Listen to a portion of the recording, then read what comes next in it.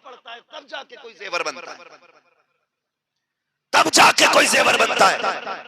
आप तो रामपुर के रहने वाले हो ना, हाफिज शाह जमालुल्लाह को भी जानते हो, हाफिज शाह दरगाहीज को भी जानते हो, तो आपको पता होगा ना यूं ही कोई दरगाही नहीं बन जाता। 12 साल खड़े रह करके मिट्टी चढ़ जाए और मिट्टी पे घास जम जाए और मुर्शिद को सब पता हो फिर भी 12 साल तक नजर न करे और 12 साल के बाद जाके कहे मुझे यहाँ से दरगाही की खुशबू आ रही है, फिर मिट्टी के ढेर से आवाज आए हुजूर में यही हो, कहा क्या कर रहा है, कहा आपने खड़ा किया था अभी तक यही खड़ा हो, खुदा की कसम 12 साल के बाद फिर वो इज्जत दी जाती है जमाना चौकट पे आके सलाम। नारे तकबीर, नारे रिसालत, मसलकी आला हजरत उलमाए अहले सुन्नत हजरत अल्लामा मुफ्ती हम्मद साहिब किबला इस्लाहे मुआशरा कॉन्फ्रेंस मदरसा जामिया गौसिया रज़विया। नारे तकबीर, नारे रिसालत। बहुत अच्छा, बहुत अच्छा। पढ़ो, बच्चों को पढ़ाओ, असातिज़ा को इज्जत दो। उस्ताद अगर मार देता है ना उसका मतलब ये नहीं उसे दुश्मनी है तुम्हारे बच्चों से। जिससे उस्ताद पूछे ही नहीं कि अब तक कहां था, समझ लेना उस बच्चे से उस्ताद प्यार नहीं करता है। उस बच्चे से उस्ताद को प्यार नहीं है जिसे डांटे नहीं, जिसे मारे नहीं, जिसकी एक एक लम्हे पे उस्ताद की नजर होती है, समझ लेना वो बच्चा सबसे ज्यादा उस्ताद को प्यारा है, सबसे ज्यादा उस्ताद को प्यारा है। ये घोलवे बनाने वाले लोग देखें, पलेटे मिट्टी की घोलवे, जी और वो कुल्फी वगैरह जो बनाते हैं कुम्हार, इनसे जाके पूछो ये मिट्टी कैसे बनती है जिससे बर्तन बनाते हो। खाली पानी घोल के बर्तन नहीं बन जाता, बर्तन बनाने में इतनी देर नहीं लगती जितनी मिट्टी बनाने में देर लगती है। समझ पा रहे हैं ना मेरी बात? जी। मैं कोई इतनी ऊंची बात नहीं कर रहा हूं, कोई फलसफा बयान कर रहा हूं कि जिसमें आपको मैं बताऊं कि सालिबा कुल्लिया क्या, सालिबा जुजिया क्या। भाई मैं एक जमीनी लेवल की बात कर रहा हूं जो हर शख्स की समझ में बात आ जानी चाहिए। एक बर्तन तो आसान बन जाता है लेकिन मिट्टी मुश्किल से तैयार होती है। जानते हो 10 साल मदरसे में रख के मिट्टी तैयार की जाती है। 10 साल मदरसे में रखने के बाद मिट्टी को गूंदा जा रहा है, लोच पैदा किया जा रहा है। 10 साल तक मिट्टी जब तैयार हो जाती है तो कभी फखरुल कुर्रा की शक्ल में बर्तन बनता है, कभी मुफ्ती आजम की शक्ल में बर्तन बनता है, कभी इमाम अहमद रजा की शक्ल में बर्तन बनता है। आप देखो तो सही, खुदा की कसम ये जो जमाने में चमक रहे हैं कमाल इनका कम है, उस्ताद का ज्यादा कमाल। बहुत अच्छा, लाजवाब लाजवाब, बहुत अच्छा हजरत, सुभान अल्लाह, सुभान अल्लाह। उस्ताद उस्ताद होता है और जहां तक उस्ताद देख रहा है वो बाप नहीं देख सकता, बाप वहां तक नहीं देख सकता, उस्ताद ज्यादा दूर तक देख लेता है। एक बुजुर्ग थे, बादशाह ने अपने बेटे की ड्यूटी लगाई कि इन्हें पढ़ाइए। अपने बेटे को पढ़ाने की ड्यूटी लगा दी उन बुजुर्ग की कि मैं अपने बेटे को आलिम बनाना चाहता हूं। अभी वक्त है ना, थोड़ा सा चले आगे, थोड़ा सा जितने लोग सुनना चाहते हैं जरा कह दें या रसूल अल्लाह।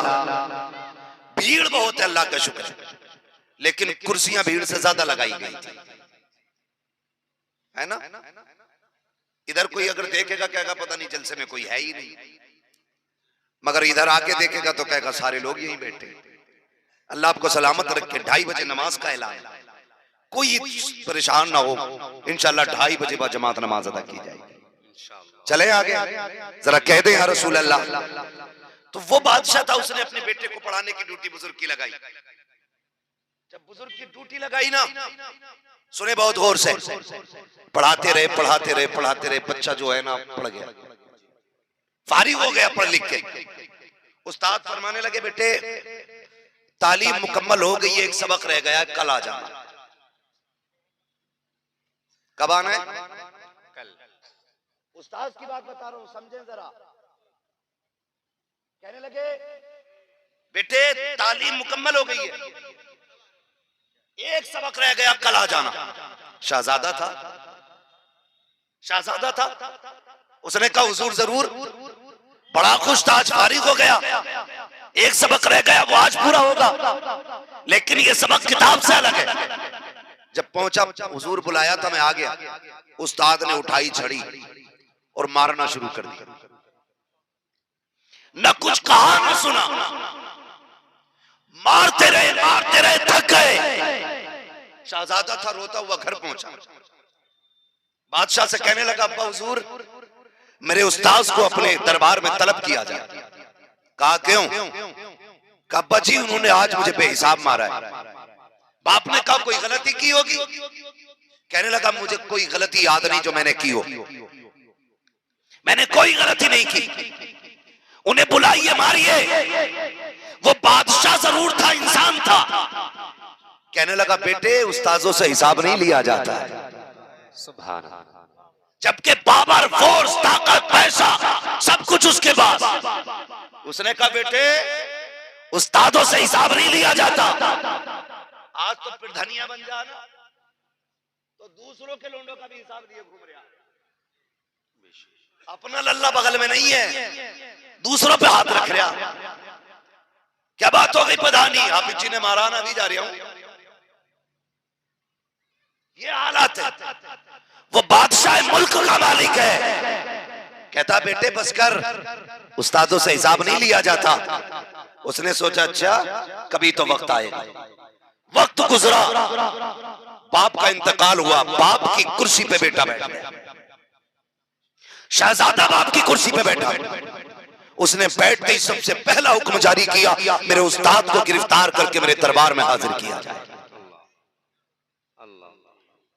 क्या कहा उसने? समझ रहे हैं ना मेरी बात? जी जी जी। बोल सकते तो बोलिएगा। कहने लगा सबसे पहले मेरे उस्ताद को गिरफ्तार किया जाए, दरबार में पेश किया जाए। वक्त काफी गुजर चुका था, सालों साल बीत चुके थे। अब उस्ताद लाठी टेकते हुए बादशाह के दरबार में आए हैं। अल्लाह अकबर, शागिर्द कुर्सी पे बैठा है।